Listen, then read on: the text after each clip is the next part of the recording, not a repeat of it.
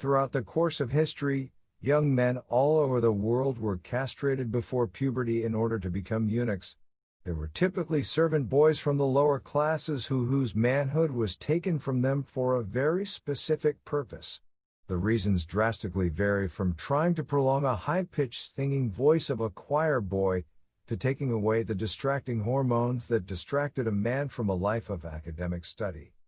In some cases, castration was a punishment reserved for enemies who had been captured and forced into slavery. In multiple countries around the world, it was actually a requirement to become a eunuch if a man wanted to work in a royal court, because it protected the women and also improved their focus. Many times, eunuchs were emasculated intellectuals who did not pose a threat to leaders. More often than not, they became trusted advisors to kings, and many of them found themselves in a very powerful position in society. Number 16. Farinelli sacrificed his manhood to hit high notes. In the 18th century, an Italian opera singer named Carlo Maria Michelangelo Nicola Broschi went by the one-word stage name of Farinelli. He was considered to be one of the greatest opera singers of all time, because his voice could go all the way up to high soprano notes, which are usually only attainable by women. He still had the ability to sing deep, as well, so he could perform some of the most complex songs that were written at the time. The secret to his vocal success was no secret at all, it was castration. At a young age, some choir boys in Italy known as the castrati were forced into becoming eunuchs before they hit puberty to preserve their high voices. Farinelli was born into a noble family full of musicians. He was raised to believe that there was nothing more honorable than sacrificing his body's supply of testosterone if it meant having a great music career. By the time he was 15, he was traveling around the world giving his performances to members of the aristocracy. Number 15. Sporus pretended to be the Empress of Rome. The Roman Emperor Nero is remembered for being vicious and cruel, but few people know that he fancied a young boy named Sporus who was very attractive and feminine. So, he castrated him and married the boy. According to the story, Nero kicked his first wife, Poppaea, to death when she was pregnant with their child. And when he saw Sporus, he thought that the boy looked almost exactly like his dead wife. He even started calling Sporus Poppaea, and it wouldn't be surprising if he even made him dress up in his wife's clothes. This was partly out of guilt, and partly to cover up the fact that he killed his wife. We don't know how well this ruse actually worked, though. Creepy? Yes. Insane? Definitely.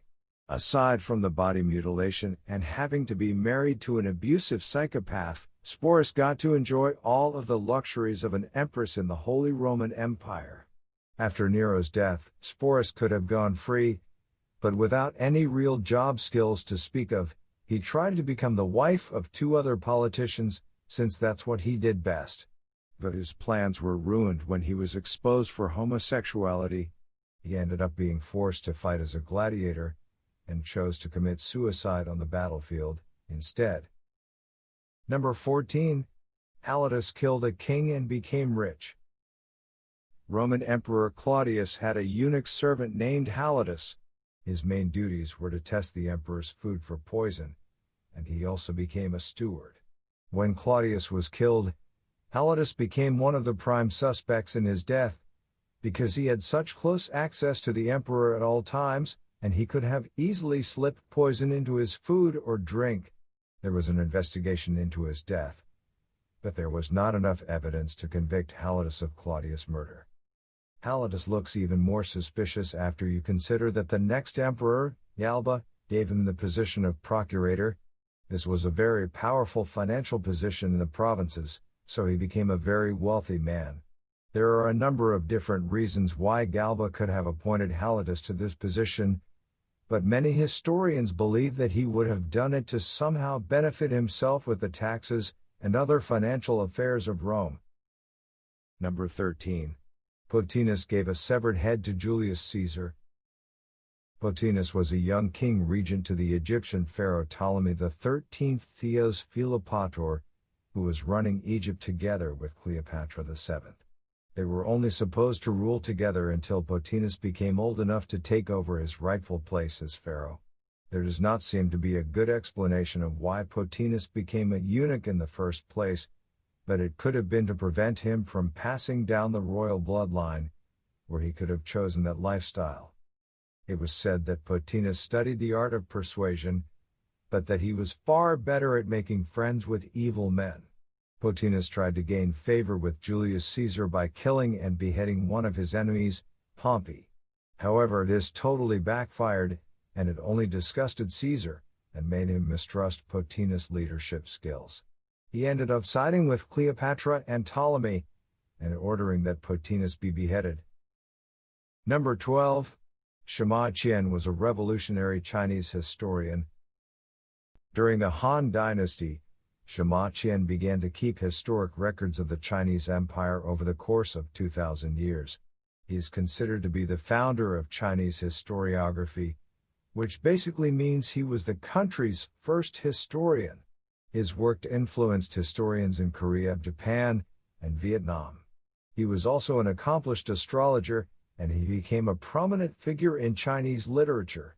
He got involved in some serious drama in the royal family, and the emperor put him in jail for 3 years, threatening to execute him. Sima Qian had two options: either accept death, or choose the humiliation of being castrated and becoming a eunuch in the royal court. He chose the latter. Sima Qian was actually married and had 3 children before he chose to be castrated. He wrote that he was embarrassed that he was too cowardly to commit suicide to regain his honor, but he felt that he did not want to die, because he had far too much work left to do, and he was right. His sons continued writing his historic texts, and it was not fully revealed until several generations later. Number 11. Mohammad Agha. During the Ottoman Empire, the duty of Qizlar Agha was given to a black slave in charge of guarding the royal harem for the sultans in Constantinople. At that time, every man that served in the royal court had to become a eunuch, especially if they were expected to be around women and young male pages. Sadly, there must have been years of sexual abuse cases going on, and the Ottomans decided that this was the only solution. This tradition carried over to many other countries, as well.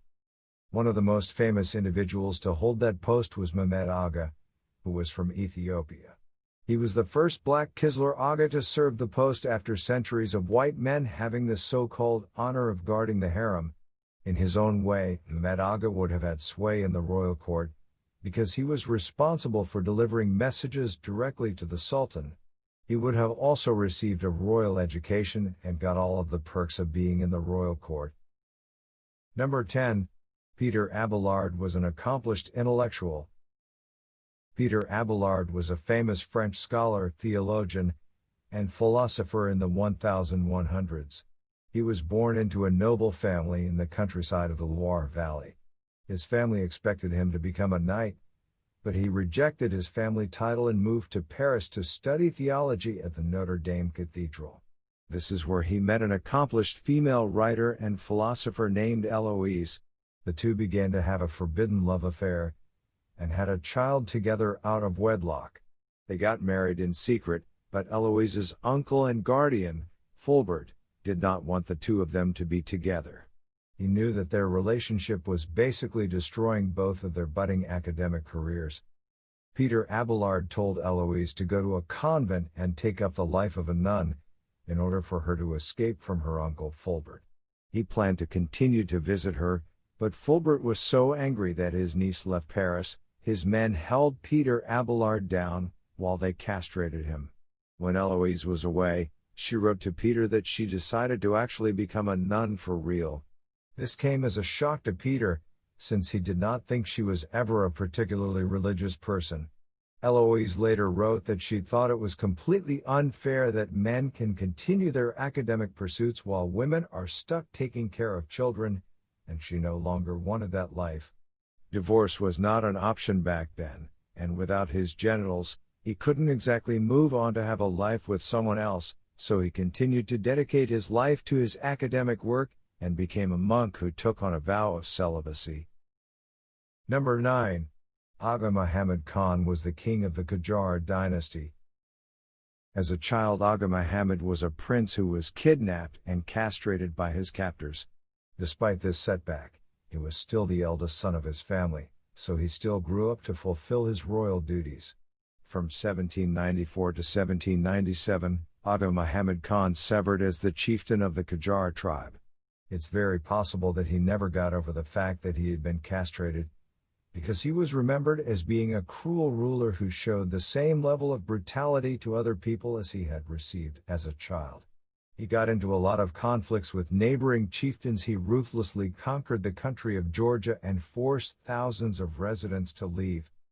He spent far less time negotiating and being a politician, and focused almost all of his time and energy into the military.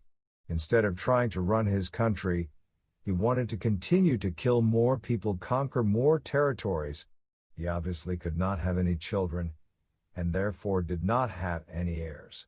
In 1797, Agha Muhammad was in a tent after taking over the city of Shusha. He got into a heated argument with someone, and he was killed. His nephew took over the throne after his death. Number 8. Qian invented paper and assassinated an old lady. Qian was an aristocrat and eunuch who lived in the royal court of the Han Dynasty. For a very long time, writing in ancient China was done on strips of bamboo or sheets of silk. This was very expensive, and it prevented a lot of things from being written down, because people simply could not afford it. He recycled old trees, hemp, fish nets, and cloth rags together to form paper. Because of this invention, he changed the world forever, and he is considered to be one of the most innovative and influential people in all of history. He was rewarded with taxes from 300 houses, and he became very wealthy. Aside from being a brilliant inventor, Qian was very close friends with the Empress Do, and she had a bitter rivalry with Consort Song, also known in death as Empress Zheng. Consort Song was 82 years old, and yet she still held a lot of power with the emperor, so there was a lot of jealousy and resentment. Both Qian and Empress Do felt that it was far past the time that Granny Song should be out of the picture, so Kai Lu poisoned her, hoping that everyone would assume that she died of natural causes. However, the emperor found out about this assassination. Before they could torture and kill him, Qian poisoned himself, committing suicide. Number 7. Jiashen made math class more difficult forever.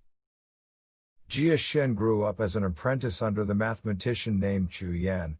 When he grew up, he continued to be the mathematics scholar and lived and worked in the royal palace during the Song dynasty.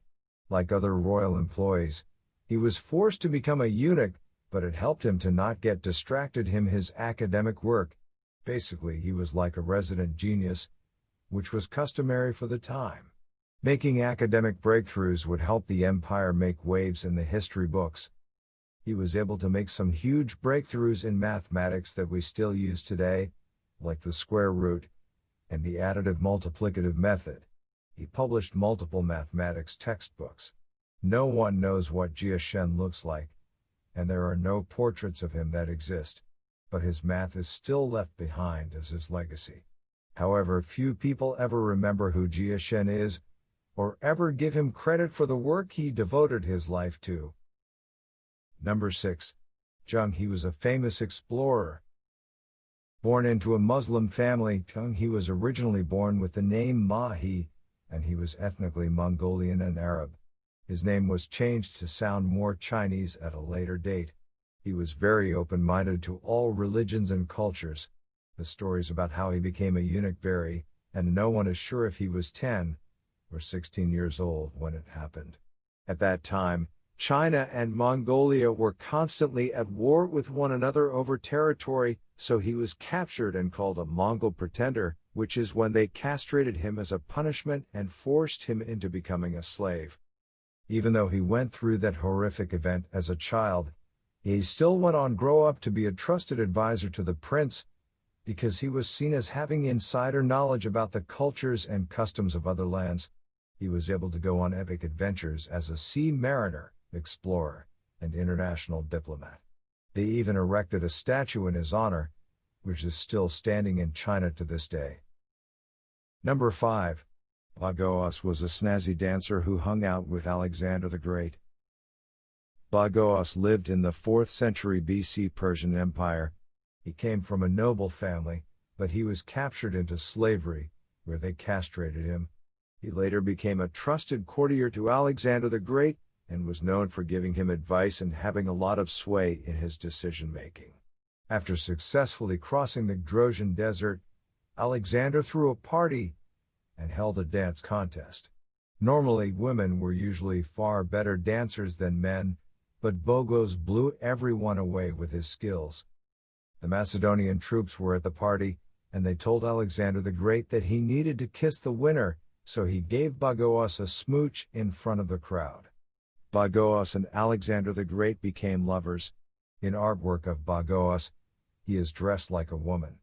This is similar to the story of Sporus, where he was also made to wear a dress and treated like a woman while in royal court.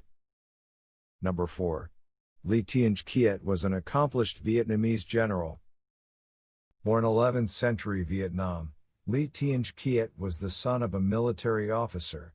He grew up showing his loyalty for the Vietnamese armed forces, and he was considered to be very intelligent and skilled at a young age. When he was 23 years old, Qian was promoted to become a general, and he was allowed to take a title that would bring him into the upper class of society. Anyone who wanted to rise to the ranks of the head of the royal guard had to be castrated, because they had access to the palace both day and night. In the year 1076, Qian led over 100,000 troops through China in order to protect their country from the Song Dynasty invasion. The battle lasted for 40 days. Qian had brilliant ideas, like planting sharp spikes hidden in a river, which killed over 1,000 Chinese troops very quickly. This made the Chinese retreat out of pure terror. He eventually wrote the document that is now considered to be Vietnam's Declaration of Independence. Even to this day, he is still considered to be one of the national heroes of Vietnam. Number 3. Ganymedes was on Cleopatra's court and led an army. Ganymedes was the eunuch tutor to Cleopatra VII's young half-sister. He spent a lot of time around the royal court. He was intelligent, wealthy, and well-connected, so he raised his own army and navy. One day, Caesar and his men had sailed away. Ganymedes knew that by the time the men came back, they would have run out of fresh water on the boat. They would be desperate for supplies, and would need them quickly before they started to get sick and die in the summer heat. When Caesar's navy tried to return to Alexandria, they were met with Ganymedes' navy guarding the access to the freshwater river, they threatening not to allow them access to any of the water unless Julius Caesar gave up his throne to Ganymedes. However, Julius Caesar knew that the nearby land was built on limestone, which meant that they could easily dig into the ground and make wells. So they turned around and got their fresh water without having to go anywhere near the river. After feeling fully satisfied and refreshed, Caesar returned, and they completely obliterated Ganymedes' navy. Number 2. Carlo Scalzi sang songs for royalty. The famous opera singer Carlo Scalzi was castrated before puberty so that he could hit high notes when he sang. He was called a very unique singer in his style, and people often compared him to yet another eunuch singer we already mentioned on this list, Farinelli. Carlo Scalzi traveled all around Europe in the early 1700s playing leading roles in operas, and he would give private performances to members of the royal family. He even sang for the wedding of Philip IV, Prince of Orange. One of his most iconic roles was in the original cast of George Friedrich Handel's opera called Ariana and Creta. He played a character named Alceste, who is one of the main male love interests in the story. The opening show was performed in the King's Theatre in London, and it became such a famous opera. It is still performed to this day. He stopped performing in his late 30s, and records of his life stop after that point. It's always possible that he retired after aging out of the roles he was getting for leading men. Number 1. Origen castrated himself because he believed that Jesus Christ was a eunuch. Born in the year 184, Origen was a Christian teacher, scholar, and theologian living in the ancient city of Alexandria. He was considered to be a genius because of his philosophical revelations about the Bible. He was a vegetarian, never drank alcohol, and generally tried to live a very clean and pious lifestyle. There is a line in the Bible, Matthew 19:12, that says, "There are eunuchs who have made themselves eunuchs for the sake of the kingdom of heaven." According to a fellow scholar named Eusebius, Origen read this line and believed that Jesus had castrated himself in order to abstain from having sex and be as clean and holy as humanly possible. After all, there is no evidence that Jesus had a wife or children. So in a way, it actually makes a lot of sense. Apparently, Origen paid a surgeon to perform the surgery. Other versions of the story depict Origen doing this castration to himself with a knife. However, some historians believe that there is no actual basis for this theory, and that Eusebius may have made it all up to mock Origen, since they were academic rivals.